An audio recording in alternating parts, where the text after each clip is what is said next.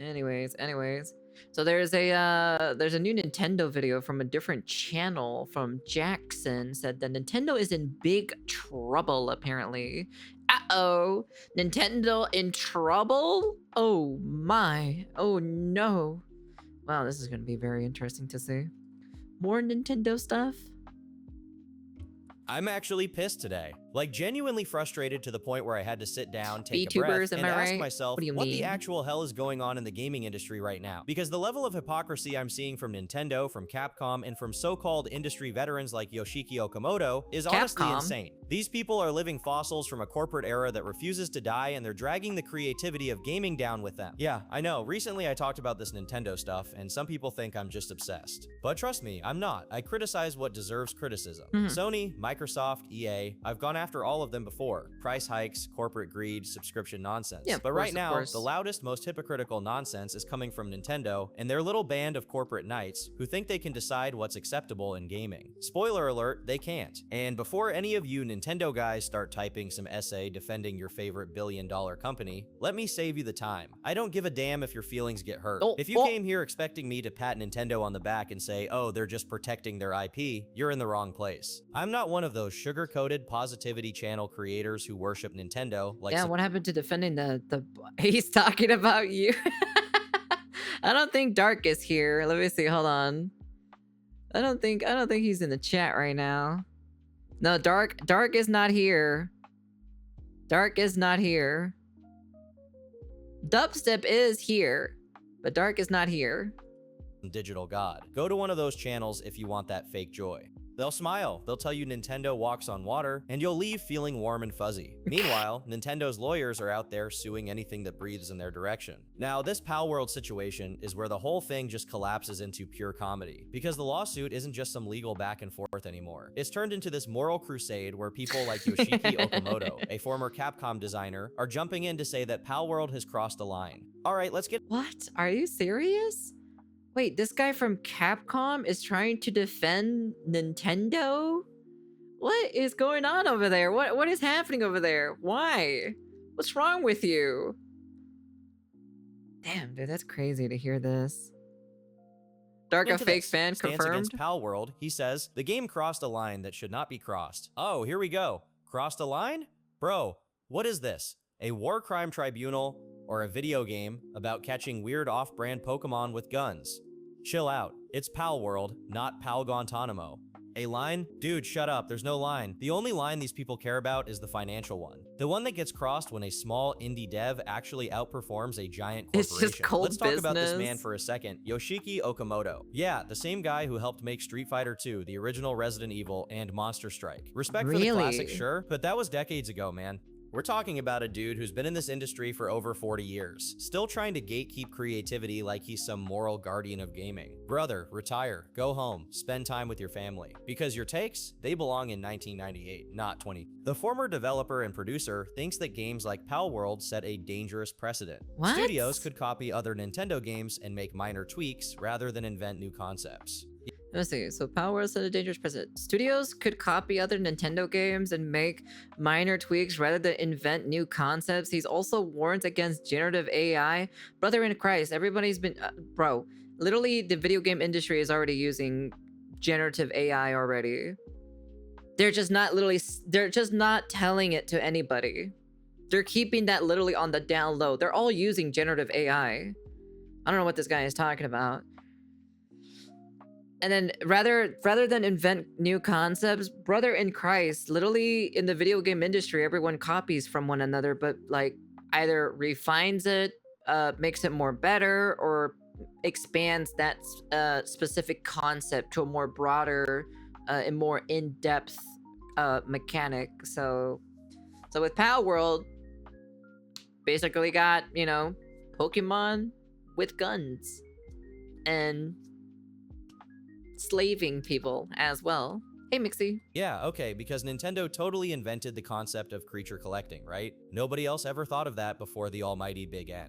Come on, man. Every company borrows ideas. It's literally the game industry's entire business model. I don't know where he thinks he came from. The dangerous precedent is charging $70 for remakes from and my reaction? Bro, what? What kind of thing? Making a fun monster-catching game that doesn't have the Pokemon logo on it? Having ideas similar to another franchise? Because last I checked, Nintendo didn't invent the concept of creature collecting. You're telling me this game crossed a line, because it looks too much like Pokemon, a company that's been recycling the same game for 25 years, and You know, the funny thing about it is like there's a lot of fan games that literally have similar or looks almost like basically like Pokemon, but they're not doing anything because you want to know something? It's not hurting them in their wallet. But the one game that decides to hurt their wallet, they're gonna go after them immediately. That's just how Nintendo is. somehow gets away with charging full price every single time. Give me a break. These so-called lines don't exist when big AAA companies are the ones screwing people over. They don't exist when Nintendo releases broken, half-baked games like Scarlet and Violet that run at 10 FPS. They don't exist when Capcom milks every franchise until it's bone dry. They don't exist when EA throws microtransactions into every damn menu. But suddenly, when an indie dev makes something successful, the line magically appears. How convenient. Okamoto's problem isn't moral, it's financial. He's mad that an indie team of 40 people managed to create a global hit while Nintendo and Capcom are sitting in boardrooms wondering how to charge you for clouds in Mario Kart. That's what this is really about. Pride, ego, and fear. And then he says this, get this, he literally tells people, by playing the game, you're supporting it, so please don't buy it. What?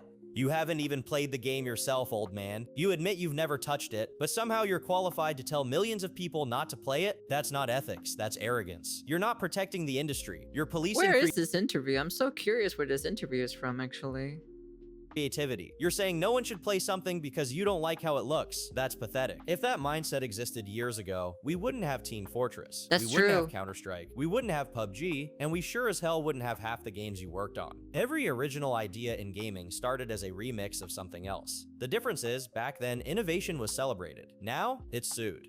I remember back then when you, not just innovation or so, but when you create kind of something similar to but it's your own game or so, but it's kind of similar to the aesthetic, like that one game that we saw last time or so, the what was it, something 64, where that guy is basically trying to make a kind of like a Legend of Zelda meets Souls kind of inspired type of game. You know, usually they would hire those people to be in their studios because they made something really great, but now instead of working with these people, now they're completely against them and are trying to sue them because they want to monopolize that specific genre and no one else can make it, or at least as big enough as theirs.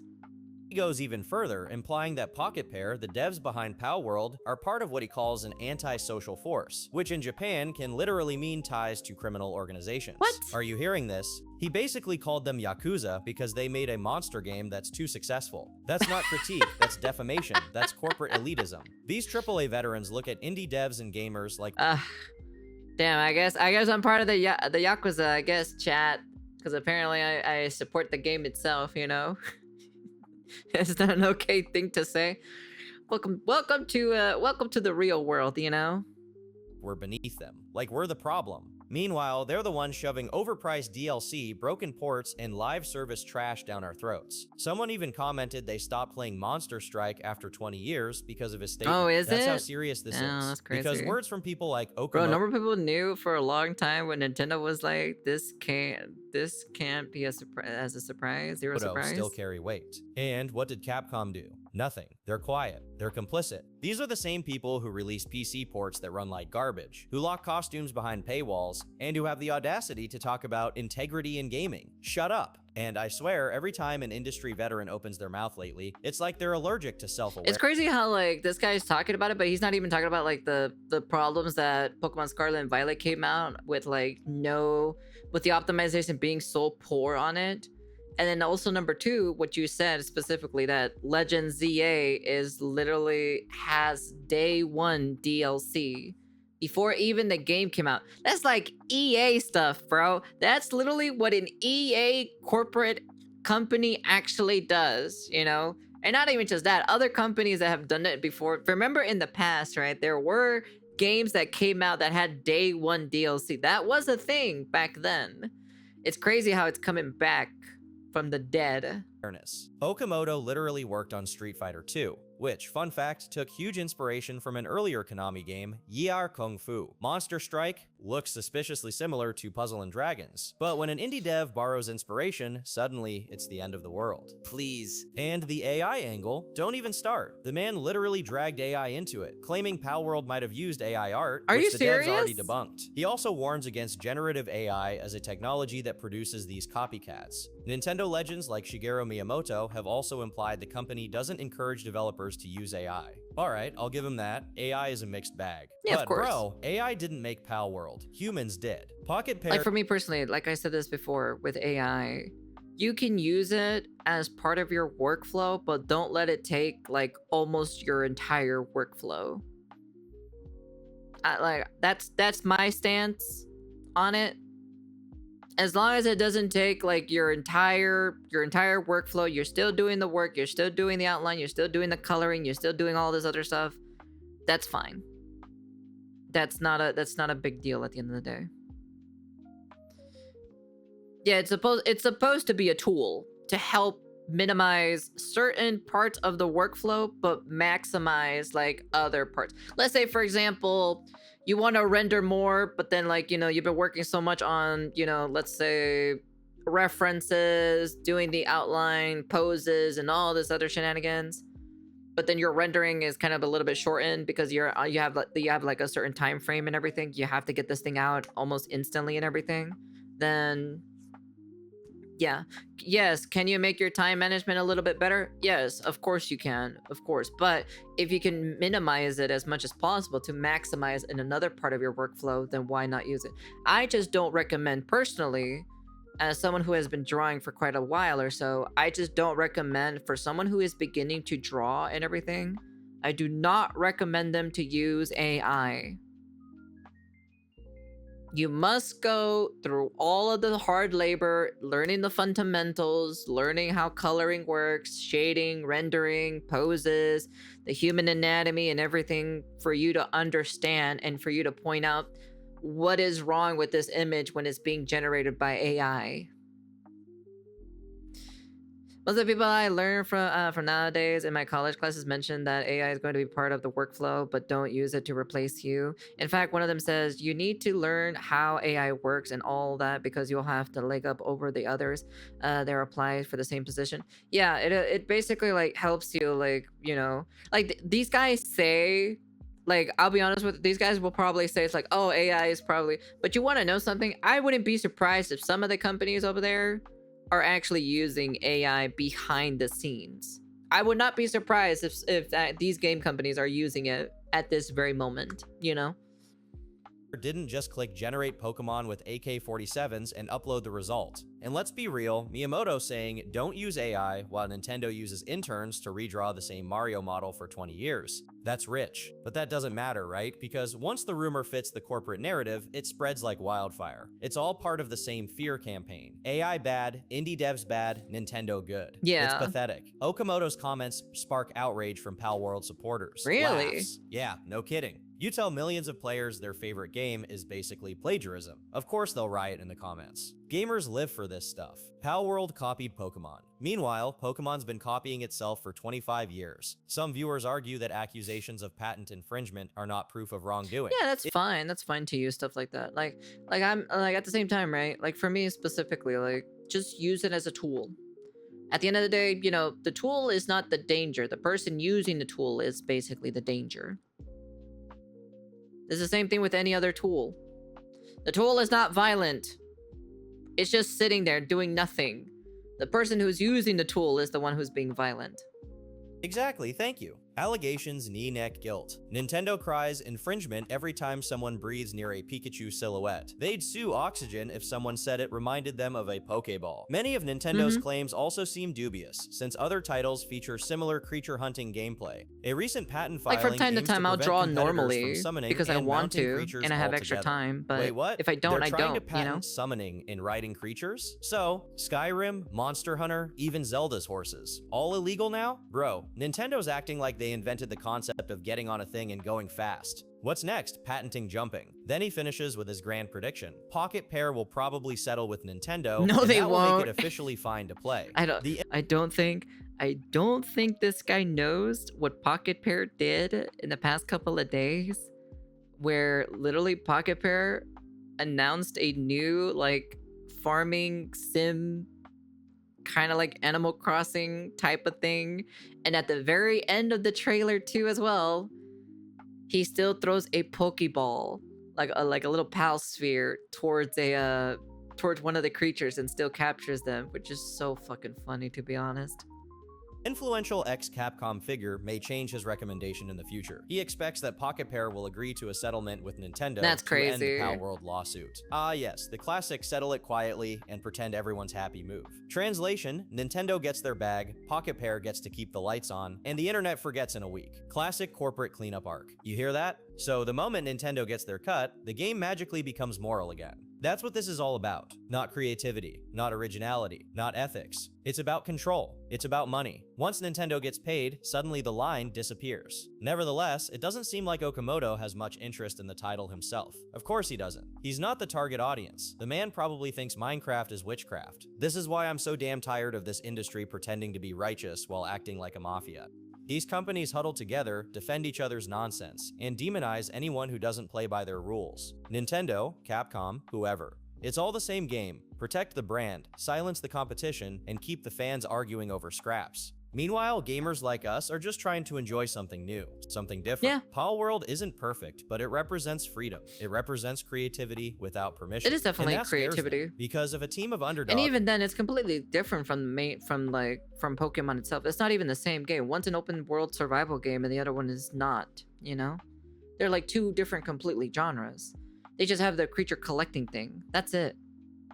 Can pull this off, it exposes just how lazy and greedy the AAA industry has become. Okamoto didn't cross a line. He revealed one, the invisible wall between the industry elites and the rest of us. And you know what? Screw that wall, because I'll play whatever I damn well please. It just kind of proves that these people are like, these ones at the higher up, the hierarchies are just like, they can't come up with anything creative now these days, you know?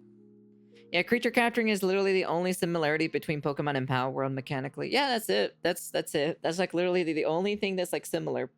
Palworld, you can do whatever the fuck you want to do. Pokemon, it's like a linear storytelling where you have to go from point A to point B to point C, and then at the end, you know, fight the Elite Four and then fight the champion, and then ta-da, you beat the Pokemon League, and then there you go. I don't need Nintendo's permission to enjoy a game. I don't need some retired developer telling me Oh, what's he's acceptable. retired. So yeah, if you're as sick of this hypocrisy as I am... Okay. All right, Grandpa, you're gonna need to take your medications, all right? I see, it's a retired one. Hit that like button. Drop a comment below. Tell me what you think of this clown show. Do you think Nintendo's in the right? Do you think Okamoto's lost it? Yeah. I want to hear it all, because we're not just gonna sit here and take it while these... I don't know what the reason why he decided to come out and talk about it so randomly, to be honest. I'd be so curious where this interview is from, because I actually wouldn't mind seeing the interview itself, because I'm so curious. I'm tired of Nintendo milking me, Grandpa. Well, that's too damn bad. I mean, hell, if we're gonna be technical here, Shin Megami Tensei invented monster collecting, and they're not suing anyone. You know the funny thing about it? Here, watch. Who invented creature collecting in video games? So let's see. While Pokemon creator is known for popularizing, they only popularized it. They didn't originally start it. So let's keep it a buck here, okay?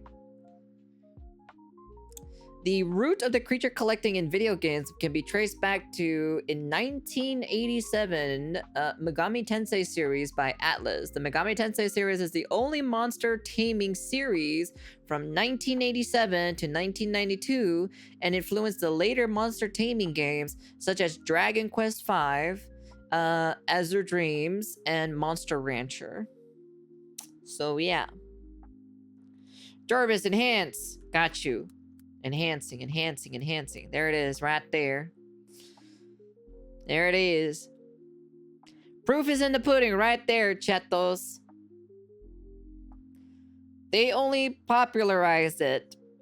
They didn't invent it. So if Nintendo fanboys are gonna start complaining and bitching and everything, well, the source is right there. Oh well, anyways.